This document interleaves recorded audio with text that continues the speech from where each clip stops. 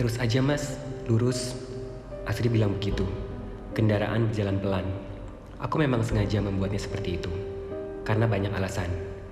Banyak pertanyaan di kepala ketika pemandangan pepohonan sudah berganti jadi bangunan rapat yang nyaris semuanya sambung menyambung jadi satu. Ya, banyak bangunan rapat, semuanya bangunan permanen, dinding tembok tebal yang nyaris seluruhnya berwarna putih. Ornamen-ornamen tambahan menghiasi sudut setiap kota ini.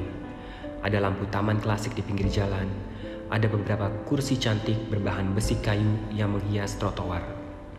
Dari semuanya, yang paling mencolok adalah desain bangunan dan segala ornamen yang ada. Aku sangat memperhatikan ini dan melihatnya sungguh takjub bercampur aneh. Karena semua desain tahun 1960-1970-an. Klasik, arsitektur, Eropa namun masih ada banyak sentuhan budaya Jawa. Indah, sungguh indah kota ini. Ditambah dengan sentuhan sinar jingga kemerahan dari langit yang masih terus setia menghiasi hari. Saking fokusnya memperhatikan keadaan sekitar, aku jadi lupa waktu. Lalu melirik jam tangan. Hah? Sudah jam 3 sore? Kok cepet banget? Iya, aku terkejut ketika sadar kalau ternyata sudah jam 3. Kenapa lo? Akhirnya Virgo bersuara. Ini beneran udah jam 3? Tanyaku. Beneran, jam gue juga jam 3 nih, lihat aja. Virgo menunjukkan jam yang ada di tangannya. Benar, sudah jam 3. Mas-mas ini terlalu asik menikmati pemandangan kali, jadinya lupa waktu. Tawa tipis Asri mengakhiri kalimat yang keluar dari mulutnya. Mungkin Asri benar, aku dan Virgo bisa saja terlalu asik menikmati dan memperhatikan sekitar. Tapi seharusnya nggak selama itu. Nggak secepat itu waktu bergulir.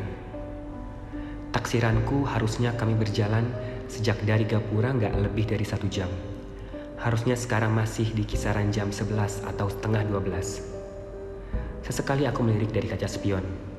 Asri terlihat terus tersenyum dengan mata berbinar cerah. Asik memperhatikan suasana kampung halamannya. Seperti orang yang sudah bertahun-tahun gak pulang. Emang bisanya kayak gini Asri? Gak ada orang sama sekali, sepi amat. Aku akhirnya bertanya kepada Asri perihal keanehan selanjutnya.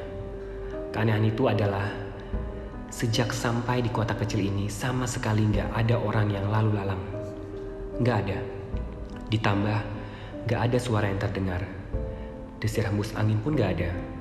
Hanya suara mesin mobil kami saja yang menggema pelan terpantul dinding rapat bangunan. Seperti sedang melewati kota mati. Kalau siang emang begini mas, sepi. Nanti menjelang sore ke malam mulai rame. Jawab Asri. Kenapa begitu? Emang kayak gini dari dulu? Virgo ikut penasaran. Iya, Asri menjawab pendek. Tapi nggak juga, itu ada orang dalam toko. Aku bilang begitu, ketika akhirnya melihat ada tanda-tanda kehidupan.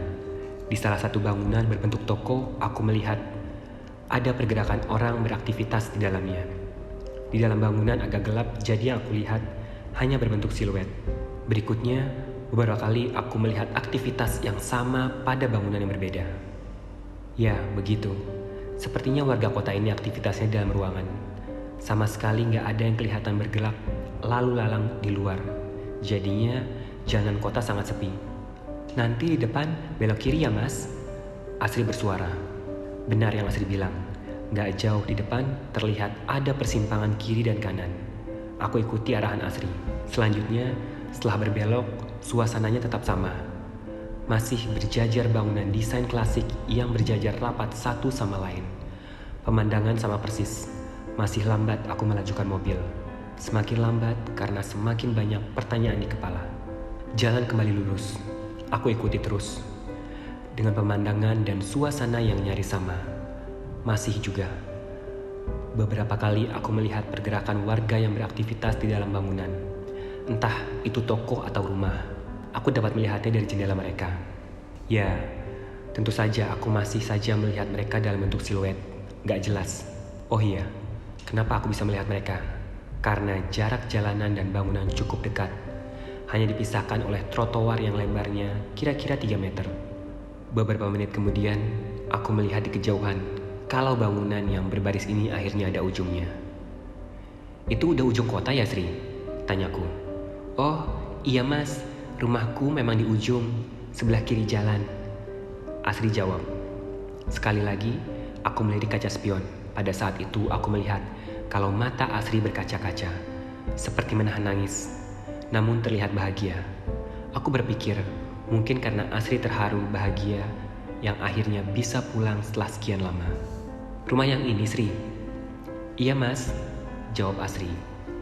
Aku lalu memarkir mobil, tepat di depan rumah yang letaknya memang di paling ujung.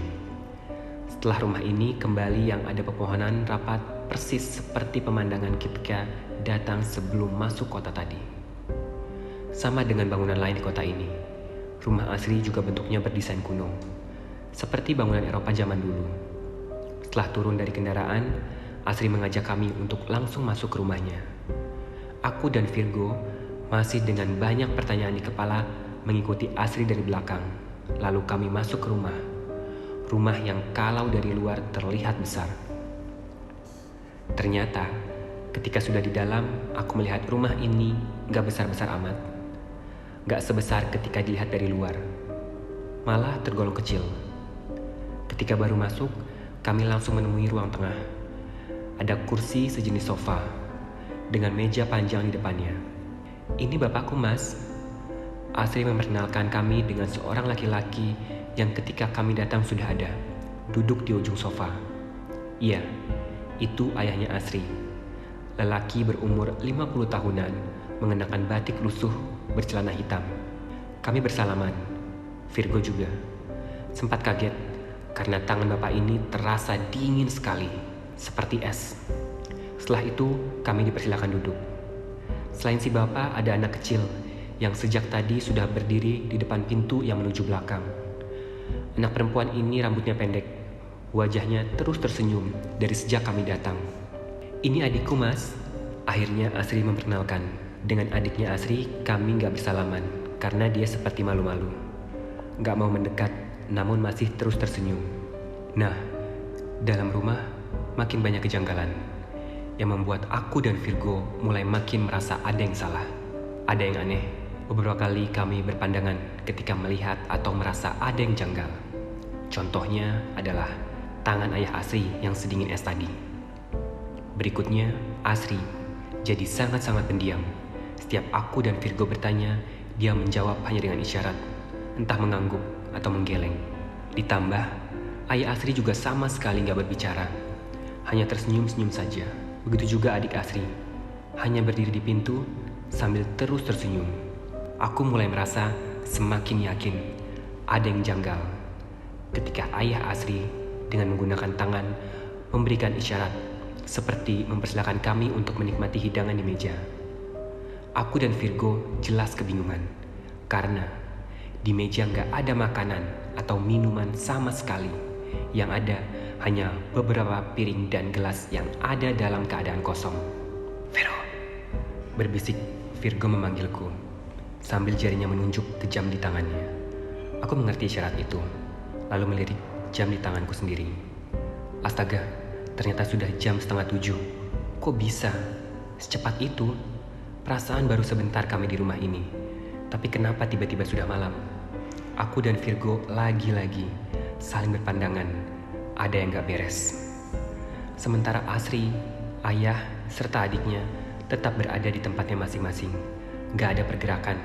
Yang mengerikan, mereka semua terus tersenyum dengan ekspresi kosong. Siapa sebenarnya Asri ini? Itu pertanyaan yang ada di kepala.